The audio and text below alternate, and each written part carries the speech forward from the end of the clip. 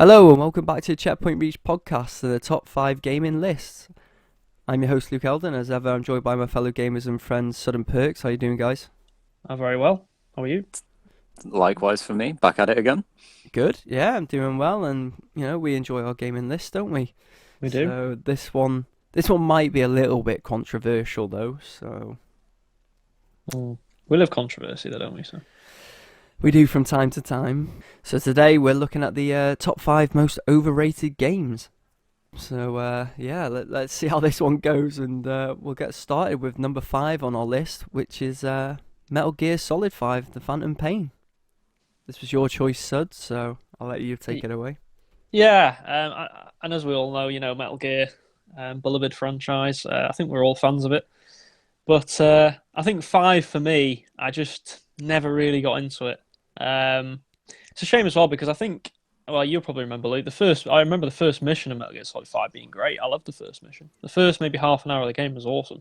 When you're in the hospital and you sort of, I don't like the crawling escaping and part stuff though. like that. No, the crawling part's a bit boring, but the actual, the music and everything's great. The set pieces are great. But then, maybe a couple of hours in, you get into the sort of open world and just so bland. I thought the open world was really bland.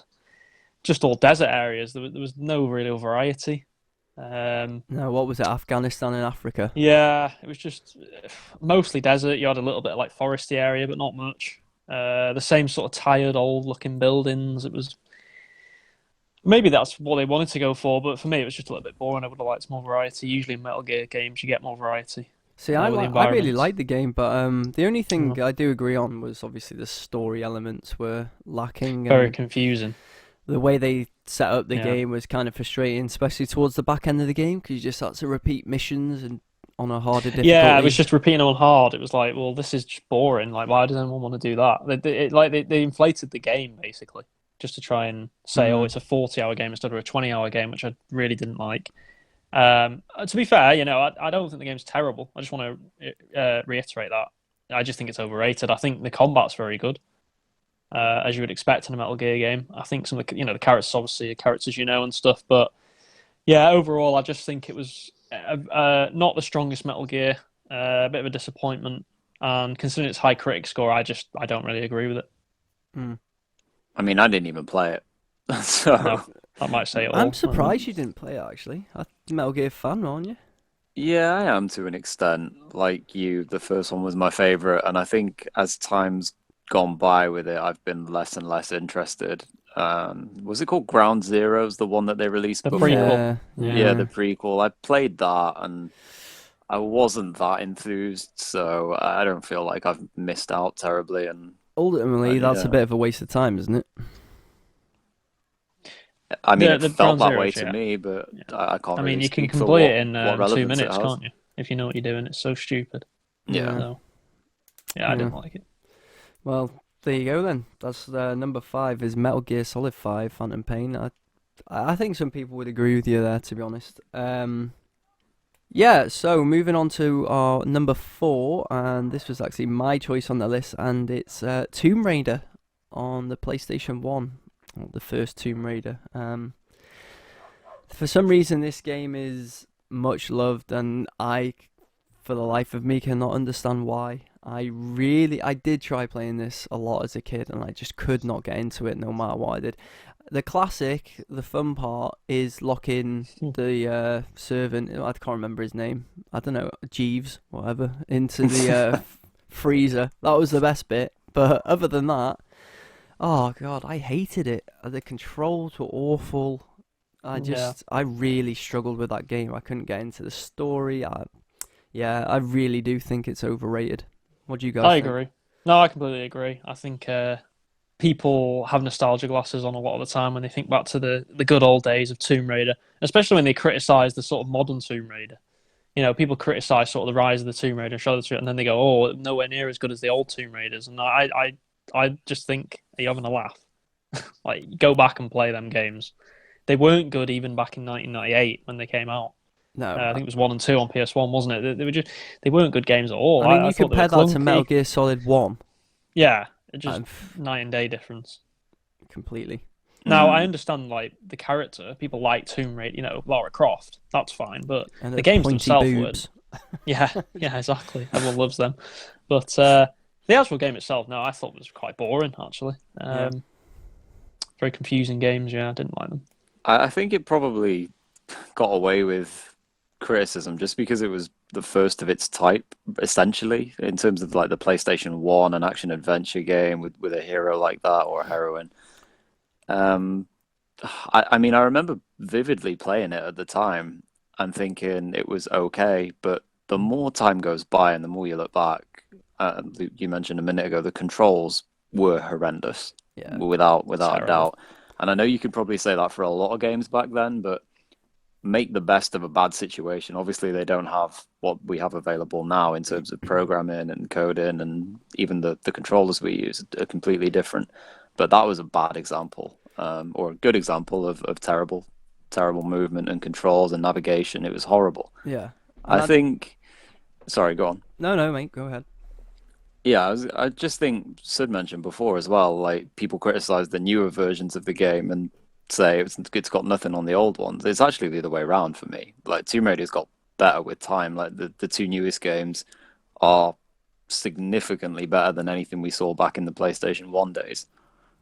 Yeah, I completely agree. That yeah, that was kind of was my point in a way. I agree with Yeah. you, Bert. I think I prefer Tomb Raider now to the ones in the past. I mean, I know a lot of people criticize Shadow of the Tomb Raider, saying that was a bit of a step down from Rise, but I enjoyed that one as well. So they're not 10 out of 10 games, but they're 8 out of 10 games to me, solid Yeah. games. So Well, with Tomb Raider, this put me off so much that I haven't really played any of the new ones, and I don't think I will. I'm just not interested in the franchise. But I will stress with the controls. I thought at the time, being like what was I like 10 when I played them, like they yeah, were difficult. So I don't know. It just put me off, and for that reason, it's my choice for the most overrated game, and that's why it was number 4 on the list. We'll move on to number 3 though. Now this one is Perks' choice, and this one might be where some controversy starts because Perks has chosen the Forza franchise. Yeah, and to specify it, it's the Forza Motorsport side of things. I'll leave Horizon where it is because I appreciate that's significantly improved and very different, and people do prefer Horizon to Motorsport. But focusing on the Motorsport side of things, I just feel like I take it back to when that game first launched, and it was the pinnacle of racers, and it was basically the new Gran Turismo, wasn't it? It was Xbox's answer to that. Hmm. And whether it was Forza Motorsport 1, 2, or 3, it kept going and it kept going, and every year it was guilty for me of just rinsing and repeating. And like a lot of sports franchise games out there, it is basically just a new lick of paint and a new release every year, whether it's the NFL games or FIFA or whatever it is that you're interested in. And so I get that. They do have limitations, these kind of games. But my biggest point on Forza is that every single year, Microsoft absolutely go hard on it.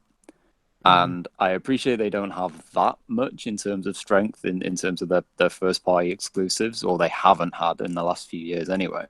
So they've had to fall back on something. But the over reliance on throwing out a fancy car at E3 and getting people excited for a game that is essentially the same as it was last time it came out, it's such a tired franchise for me now. It's a tired series of games, and whilst they stand out graphically and they play quite well, I don't like the fact that they're just going to keep on doing it and they're going to keep on going back to the well.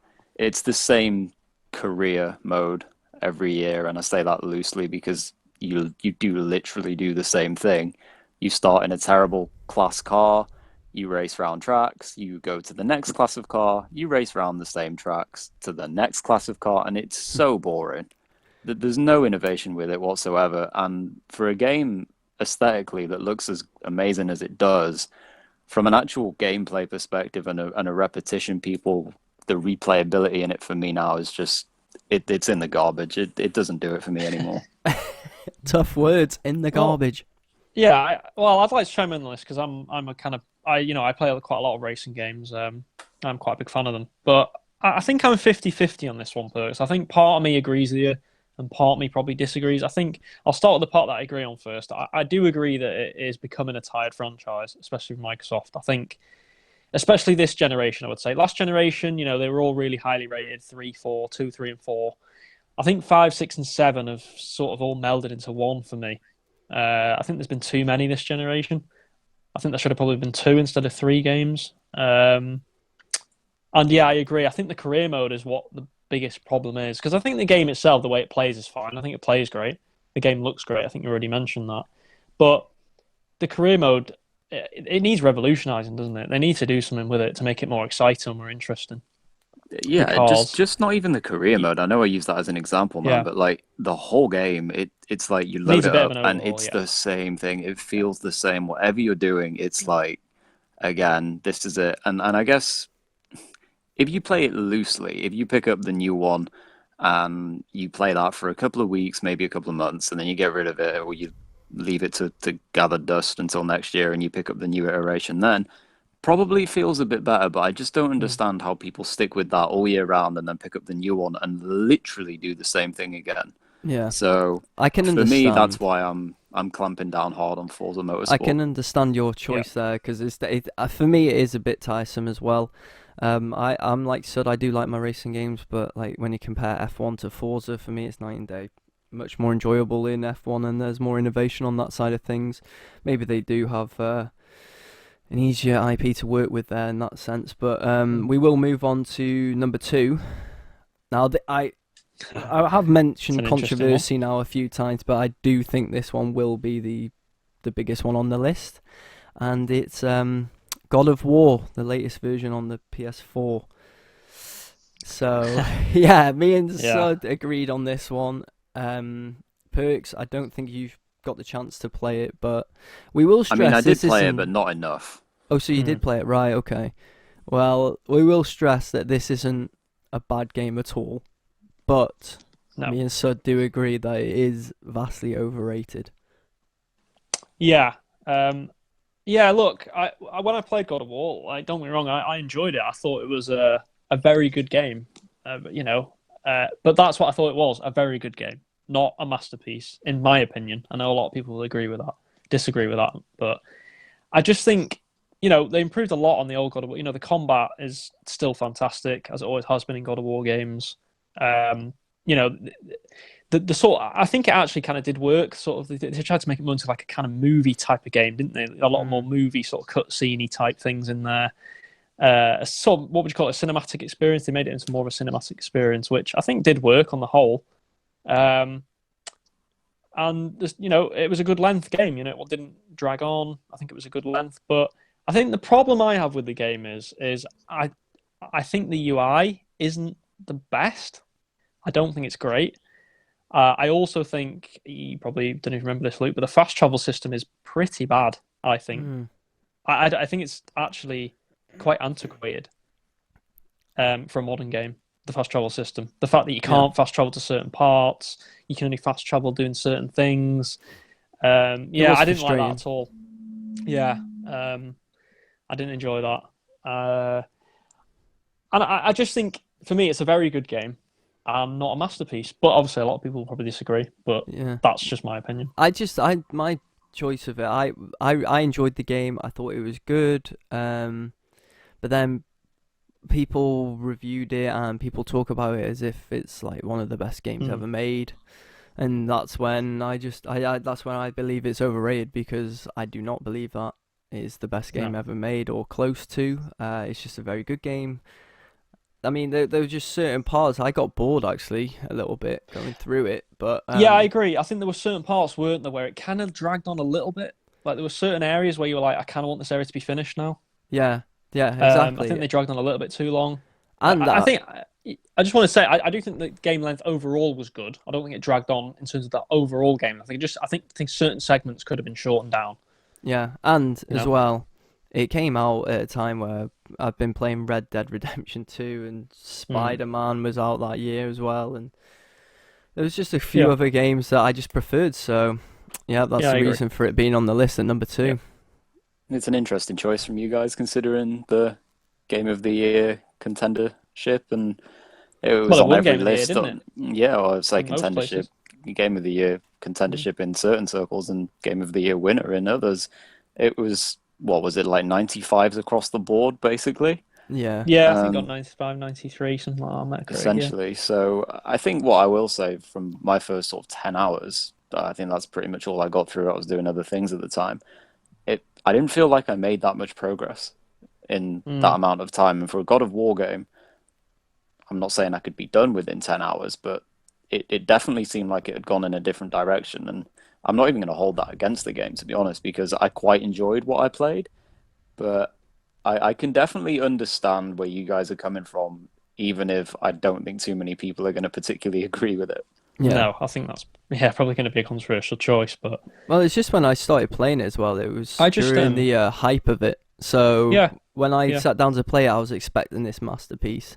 But as I was playing it, I I was just thinking, yeah, it's It's good. just a good game. But yeah, I don't get the hype. Well, for me, it's just on the other hand, I think, for example, I think Horizon Zero Dawn is a superior game to God of War. Now, a lot of people wouldn't agree, but personally, I think that game should be the one probably more classed in the masterpiece category rather than God of War, in my opinion. I did prefer that as well to Mm. God of War. But yeah, so if you disagree with us here, let us know in the comments. I'm sure there will be plenty of people who do disagree with that choice. But we'll move on to our number one, and that is the Lord of the Rings Shadow of Mordor. Mm. Yeah. Yeah. So, I mean, well, this we're one we're was all across the Lord of the board. Rings fans, aren't we? Yeah, massive. I Yeah, mean, Lord of the Rings is my favorite, trilogy of films ever.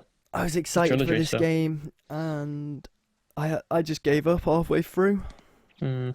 I just just I just did not like it. I don't even know where to start with this game. I think I remember before it came out being quite excited. I don't know if you guys were. I remember thinking, "Oh, this looks cool." Like yeah, Lord of the definitely. Rings. It's not been a Lord of the Rings game for a while. It's set in Mordor, which has seemed interesting. Um, of course, the problem starts when you with the timeline, doesn't it? Of when the game's set. It's I think it's in set at around the similar time to the Hobbit, isn't it? But just in Mordor, so maybe a little bit before the Hobbit. So you're already thinking, are they going to sort of ruin the canon of the game and stuff? Um, but overall, from a gameplay perspective, it felt very Assassin's Creedy, didn't it? And I think it felt tired, like Assassin's Creed feels tired now. Some of the old Assassin's Creeds, anyway. The Yeah, gameplay was, I just didn't enjoy it at all. I just thought it was a bit boring, really. The landscapes weren't very interesting. I mean, I guess it's Mordor, so you can't really make it too interesting because it's barren land. But maybe that wasn't the best place to set the game. Um, the one positive about the game, I guess, was the this. I can't remember. Can you remember the name of the system? The Nemesis. Nemesis system. That was it. Yeah. That was touted as being new sort of system everyone was going to use. And at first, I thought, oh yeah, this is a pretty good system. But again, that gets kind of boring and tired over time. You see the same orcs and stuff, and the same copy and pasted faces, and it's like, this is just a little bit boring for me. I I didn't mind honestly the system. think like the system in terms of a concept was quite good, Yeah, the concept was good. but in terms of the actuality when you were Mm. playing the game, it could be one of the most broken things to have ever been implemented. And people will talk about ability levels or skill levels of the combat of the game. It was all about the right timing and the right counters and executions, things like that. But the Nemesis system, especially in in the first game, was I think if you got killed by the leader or the whatever you'd call it, like at the top of the pyramid, during the mission that you were supposed to kill the orc or whatever it was, you know I can't even remember the other ones there, the Urukais or whatever. They were more powerful next time round. So you got Yeah. killed by it, and your reward for that was it's going to be harder next time. So if you got killed by it again, it would be even harder, and it would just kind of spiral out of control because it wasn't just as simple as kill a few random ads and then go and face the boss. It was, if you remember, you would try and sort of sneak through a lot of it because the moment you alerted an army or like a small siege type thing going on at a base, you were just swarmed by hundreds and hundreds of ads. Yeah. and having these high level nemesis characters in and around it, it just became horrible. I actually remember getting stuck in one castle, fighting the same fight for at least an hour, just countering, executing, countering, executing. And I couldn't progress because the enemies just kept on respawning over and over again. And it just became an impossible struggle to get through that. And obviously, inevitably, you either die or you run away. And then, like I said, next time around, it's even harder. And that's not to say like you get stuck and you can't complete the game, because I did finish it, but that's no credit to the game whatsoever. I finished it because at the time I was going for a lot of achievements. But wow, yeah, a system that is great on paper, but in terms of the actual game, dreadful. Yep. Well, I couldn't think- even complete it. I couldn't even bring myself to get No. through it. I had to stop I was halfway the through same. because it was I too got halfway boring. through.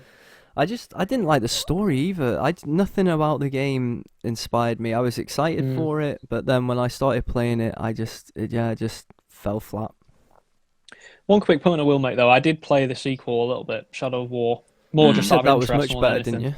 Yeah, I actually preferred it. I think they improved a lot actually on the first one. I especially enjoyed the story. I actually liked the story in the second one. It seemed to be going in an interesting direction. I haven't managed to finish it yet, but I definitely preferred that one to Mordor, although it does have similar problems in terms of the system and some of the things you mentioned, Perks. So I don't think you guys would probably I'll like never it play too that game, much. so I will I'll never go experience. to that game. No, the first one soured it too much for me. Yeah, I'm the same. And that completes our top 5 most overrated gaming list. Thanks again for listening to everyone who is, and let us know below what would have made your most overrated games list. Where can people find you on social media, guys, if they want to disagree with your choices? You can find me on Twitter at David Tenspot. Lovely Same stuff. for me. I'm at JP Perks. Lovely stuff. You can find me on Twitter and Instagram at Leld, LEL3Ds, add a 9 on the end for Instagram. You can also follow Checkpoint Reach Podcast on Twitter, Facebook, and Instagram at ChetReachPod. And we'll be back with another gaming list in the next week or so look out for that. And thanks for joining me as ever, guys. Have a good week. Bye.